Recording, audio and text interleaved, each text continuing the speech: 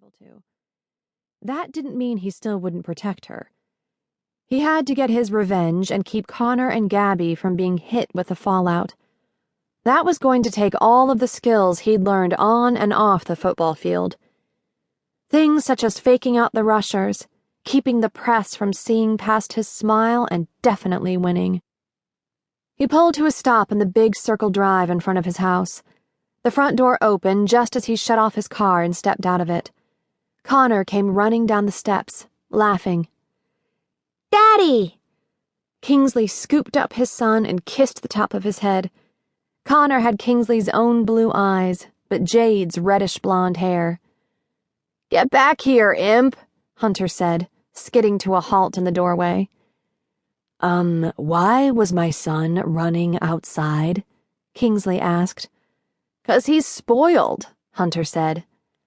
"I am," Connor said.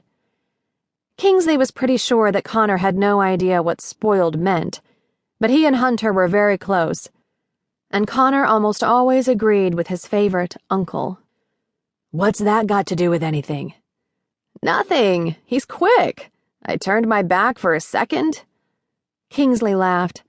His son had caught him like that as well. Hunter was right. He'd make a good running back one day. But only if Kingsley cleared up this mess with Stacia's murder. He didn't want Connor facing questions about his father in the press room someday. Kingsley walked into the house carrying his son. He put him down when they were in the foyer. "You heading out?" Kingsley asked. "Yes. I'm going to stay at my place in Malibu for the next few weeks, but if you get any information, I'll come back." "Sounds good. I'll keep you posted. I've got Gabi moving in here, and I think I should have something to go on." "Good. The sooner we get to the bottom of the Stacia situation, the better." Hunter left, and Kingsley watched his friend go until Connor tugged on his hand.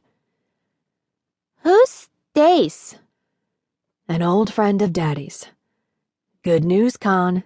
We've got a new nanny coming to live with us." "Like Perry?" Nothing like Perry. For one thing, Kingsley had never gotten excited by the prospect of Perry living in his house. He tried to tell himself that he was only feeling that way because he could finally get to work on figuring out the past. But he knew it was a lie. He wanted more than that one night with Gabi. He wanted to know that what he remembered of their embrace had been real. And he wanted, in his own mixed-up way, to somehow make things up to her for their one-night stand. Gabi paced her office for a few minutes after Kingsley left. She wasn't sure how it had happened, but somehow she was back to being a nanny. A live-in nanny to a 3-year-old she'd never met, in the house of the only man she'd never been able to forget. Ah! "Melissa, please draw up a contract for Mr. Buchanan," Gabi said as she walked into her assistant's office. "I bet you're glad I let him in," Melissa said. "He is even hotter in person than he is on TV." Yes, he was. There was no way a television could capture the force of his presence. But then, the meeting today hadn't taught her anything new. "He did agree to fund the playground I've been lobbying for in town, and he wants me to start tonight." "You?